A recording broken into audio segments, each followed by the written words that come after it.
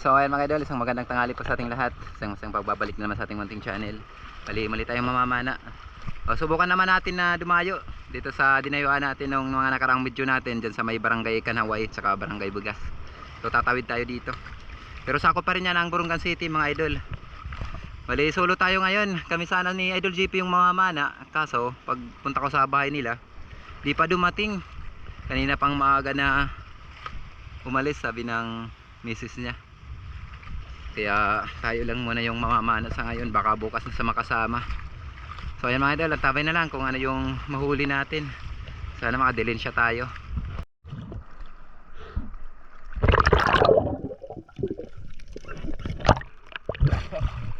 So welcome back mga idol sa ating spur fishing activity. Ito load muna tayo ng ating spur gun para anytime na may makasalubong tayong isda, pwede nating mapana. At dito sa unang dive po natin, let ko na inopen yung ating camera. May nakita akong palapit sa atin na isang danoy or ilak. Kaya ito po yung ating buhay na mano. Yun, salamat at tinamaan din natin. Naka-timing din tayo na maamo itong ilak. Kadalasan kasi napakailap ang ganitong klaseng ilak or danoy. Good size na rin to mga idol, around 600 grams.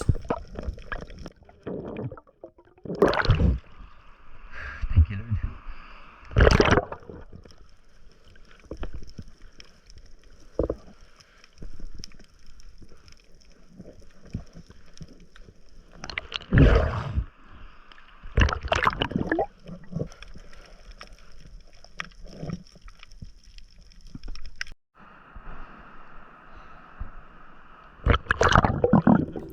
At dito, after ko ma-secure yung ating ilak, nag-dive ulit ako dito sa isang bahura.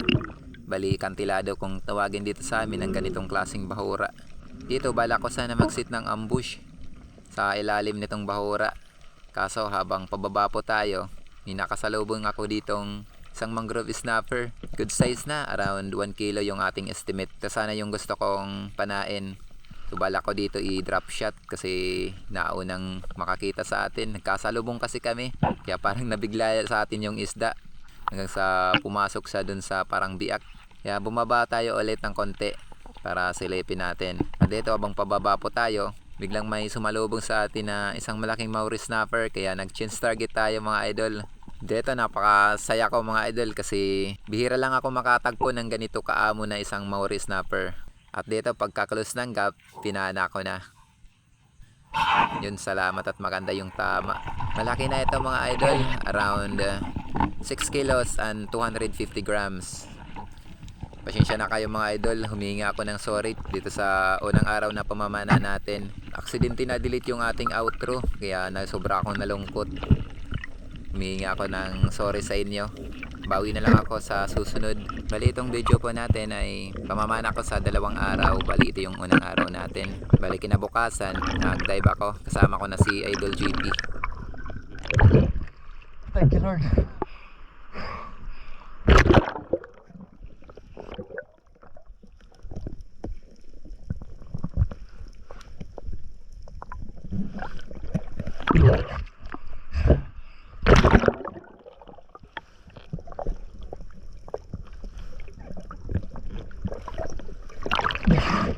Salamat Lord. Salamat Ginoo. At dito mga idol, sobrang saya ko kasi di ko talaga akalain na makakahuli tayo ng Maori snapper. Yung mangrove snapper sana yung target natin, yung 1 kilohin. Kaso pagkababa natin, ito yung sumalubong. Isang malaking Maori snapper, mahigit 6 na kilo ang isang piraso. Salamat, napakalaking biyaya. Dito nag-dive ulit ako sa isang bahura. Bali dahan-dahan naman tayong bumababa, lalo na may mga nakikita akong mga parrot fish na umaaligid sa spot natin. Iniwasan ko din kasi ito na mabulabog. Sumasama din kasi ang mga malalaking isda pag nabubulabog itong mga maliliit. At dito pagsilip po natin, saktong may laman na isang malaking luba or grouper. Tawag naman namin dito, sibog na bantolon. Dito dahan-dahan ko itong nilalapitan. Buti na lang may pagkamaamo, kaya nakulos natin yung gap. Pagka-close ng gap, pinana ko na.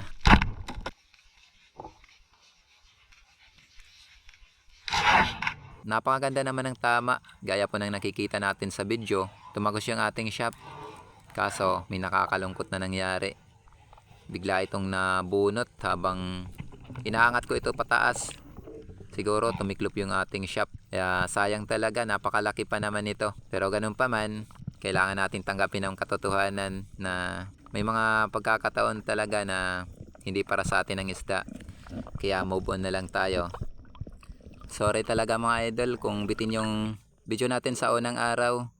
Pasensya na kayo, na-delete kasi yung outro natin. 2,000 years later. So ayun mga idol, good morning sa ating lahat. Bali, lumayo kami dito ni Idol GP. Dito kami sa may Ando Island. Idol GP naka-ready na. Sana makadagdag tayo sa video kasi yung pamamana natin kahapon, dalawang isda yung nahuli natin. Sana madagdagan para hindi bitin yung video natin. Bali 2 dives kami ngayon, maghapon kami dito sa may Ando Island. Sayang nga lang yung natin, yung luba natin, nakawala. Parang may magic. Maganda sana kung double flapper. Kaso mahirap dito gumamit ng double flapper sa ganitong spot natin na milig tayo maghunting sa mga putas. Baka hindi na natin makuha yung natin, shop natin. Panay sabit kasi yan. Kaya tis-tis lang muna tayo. O move on na lang. Talagang ganyan ang buhay. So my idol, na-dive na rin tayo. Sana makadilin siya tayo. At dito, first dive po natin mga idol. After natin mag-warm up sa may mababaw, diretso na tayo dito sa spot natin. Dito, sisilipin ko sana yung biyak na bato na yan. Kaso may nakita akong Big Eye Emperor nandito sa taas. Kaya ito na lang yung pinana ko. Baka kasi walang laman yung spot natin, nadigurado na ako. Lalo na may pagkamaamo itong Big Eye Emperor, kaya ito na yung pinana natin. Good size na rin to mga idol. Ayos na, pang buena mano natin. Isang Big Eye Emperor or bulagdatan naman ito kung tawagin dito sa amin.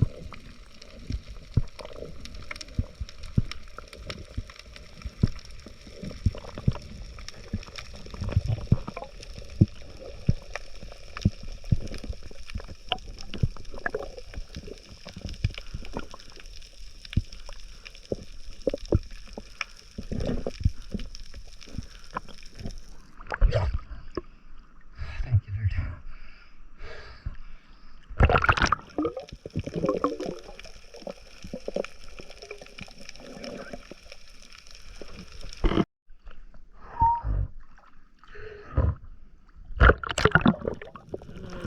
At dito sa pangalawang dive po natin, magsasagawa tayo dito ng ambush. Daanan kasi ito ng mga malalaking isda. Dati kasi nakakapana ako dito ng mga isdang tribali saka tangigi. So nagtry akong balikan itong spot na ito. Baka sakali tayo na may mapadaan ulit. Dito habang pababa ako mga idol, may napansin akong grupo ng mga maya-maya dun sa unahan. Medyo may kalayuan pa sa pinipestuhan natin. Kaya tamang hintay lang muna.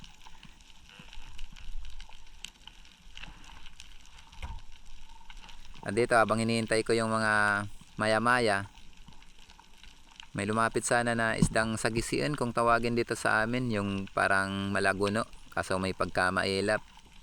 Hindi ko napana. Kaya binalikan ko na lang hintayin itong grupo ng mga maya-maya.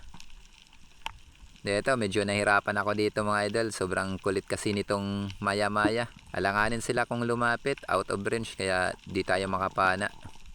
Pero ganun pa man, kasama yan sa spear fishing natin. Yung pagiging matiisin at paghihintay sa mga isda na lumapit.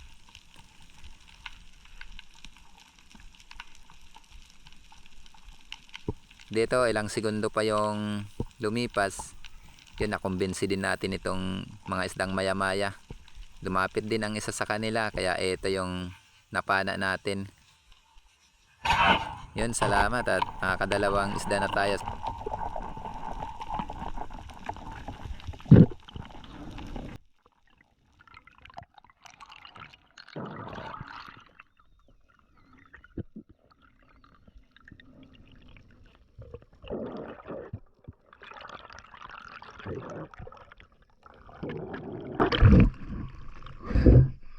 Thank you, Lord.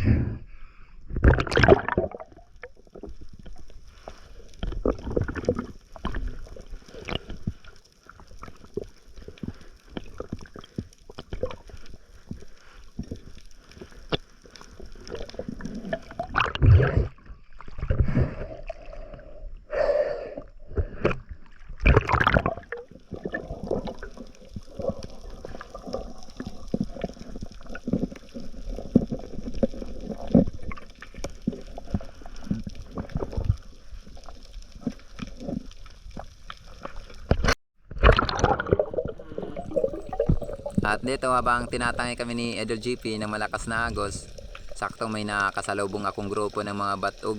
Pamilya din ito ng mga barakuda. Kaya ito yung binaba ko. Since wala pa tayong ganong huling isda, ayos na to pang dagdag. Marami sana itong mga batog kaso maliliit pa yung iba. Buti na lang may napansin akong medyo malaki. Nasa kalahating kilohin na ito. Kaya ito yung aking pinana. Yun, salamat. Tinamaan din natin. Nakatatlong piraso na tayo. Pagkatapos ko dito ma-secure itong isda natin, bumalik na kami ni Idol GP sa bangka para kumain at makapagpahinga na rin.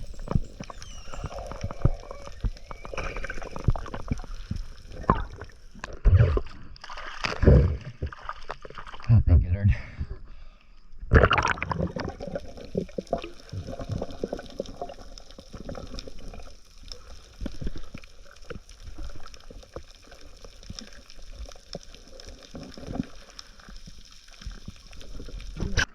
Grabe yung lakas ng agos.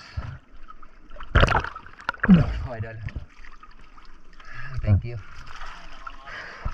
Walang dive. Ay.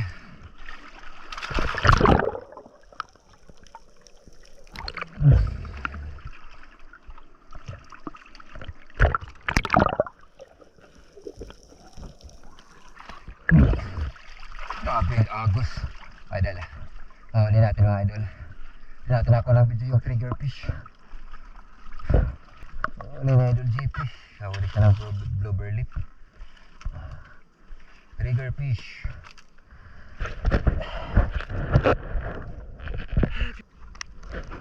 So yun mga idol, bali kain muna kami. Tapos dive ulit. Anong oras na? Alas 2 na, grabe. Grabe yung pagkikipaglaban namin sa agos makarating. makarating lang kami dito sa bangka. Hindi kami kapamana ng maayos, sobrang lakas ng agos. Sana yung lilipatan natin, lipat tayo. Punta tayo doon. Baka sakali may magandang doon. Biyaya at saka walang agos. Tatago kami, tatago. So mga idol, natabi na lang. A few moments later. So ayan mga idol, bali tapos na kami kumain. Kapagpera nga kami ng ilang minuto. Bali din na tayo nag-video sa pagkain kasi tinitipid natin yung ating battery. Sana dagdag tayo sa pangalawang dive natin. Tapos na lang mga idol, kung yung mahuli namin ni Idol GP. At dito pakababa natin, may nakita akong dalawang pusit. Yung isa, medyo maliit pa talaga. Itong isa naman, good size na. Pwede na to pang benta. Kaya ito, dahan-dahan natin itong binaba. Dito, akala ko hindi natin tumapana kasi mailap yung ganitong klaseng pusit. Buti na lang at nagpalapit sa atin. Kaya pagka-close ng gap, yung pinana ko na. Salamat. Nakadagdag rin tayo ng pusit.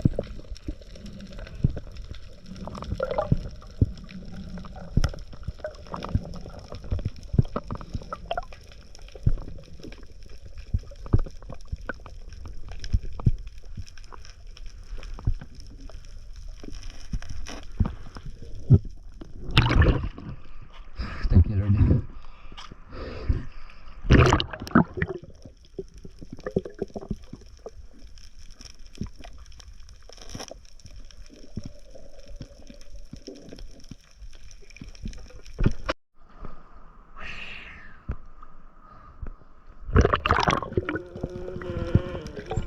At dito, umabante lang ako ng ilang metro sa napanahan natin ng pusit. Magsasagawa tayo dito ng ambush. Bali sa Idol GP, nasa kabila natin. Ganon din yung ginagawa ni Idol GP, nag-ambush. Doon siya nagpisto sa napanaan niya ng mga original unicorn fish o surahan nung last na dayo namin dito.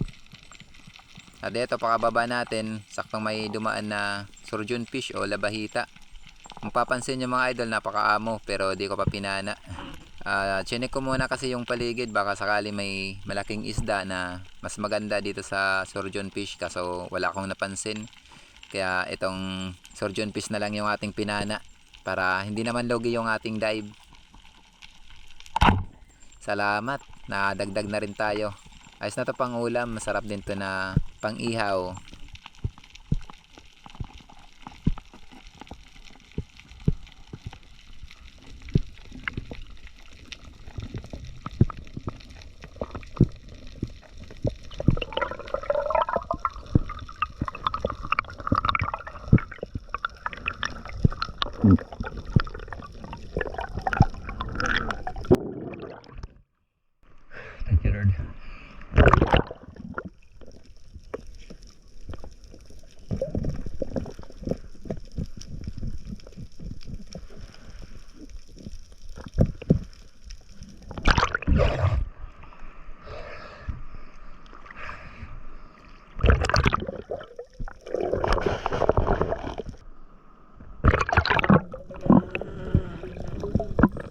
Dito sa dive natin ito, umalis muna ako dun sa pinipistuhan natin sa pag-ambush. So nagtry ako na silipin itong mga spot natin, mga biyak na bato or butas.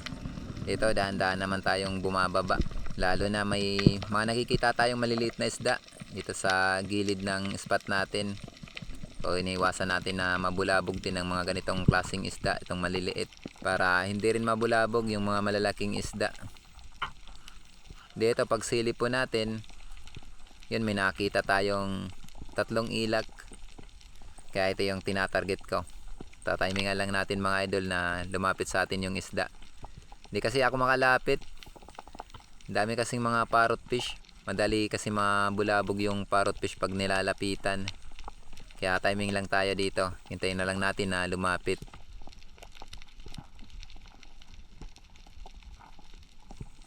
At dito, tamang-tama, napansin ako ng isang ilak na ito. Buti na lang may pagkamaamo lumapit sa atin, kaya ito yung napana ko. Yun, salamat na 3 piraso na tayo.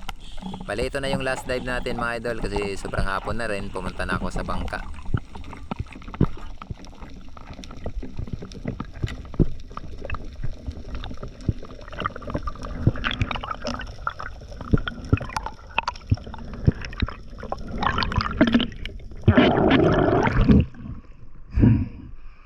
Thank you, Lord.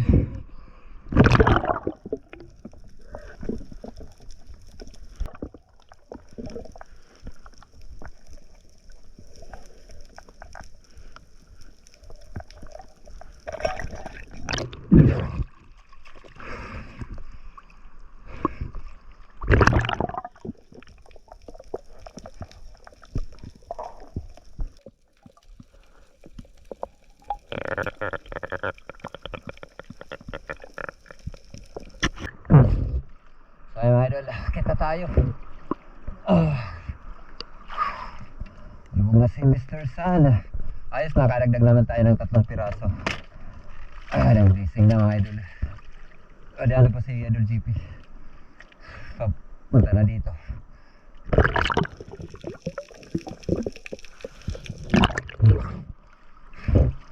Oh, ganda yung nahuli na Idol GP. Kahuli siya ng Maori snapper.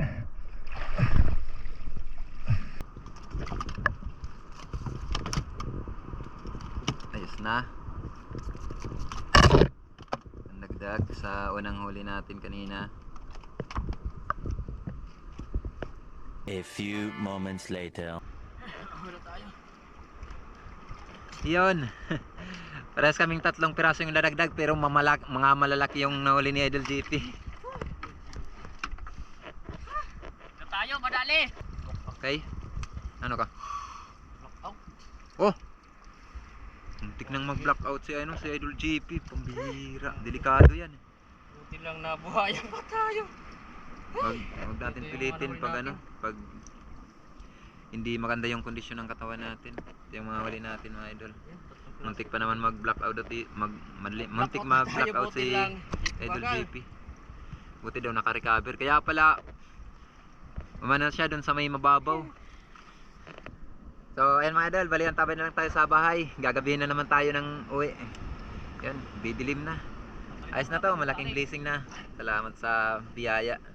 Yan. Thank you Lord at may naman tayong pangbenta, pambigas tapos pangulam. A few moments later. So ayan mga idol, bali dito na tayo sa bahay. Ito na yung mga nahuli natin. Salamat. Labi, bangka matunak bi. Naman si Bunso. Yan na lang magkikilo. Yan, kiloy natin yung mga pang benta natin. Yan na, nauna yung batog natin.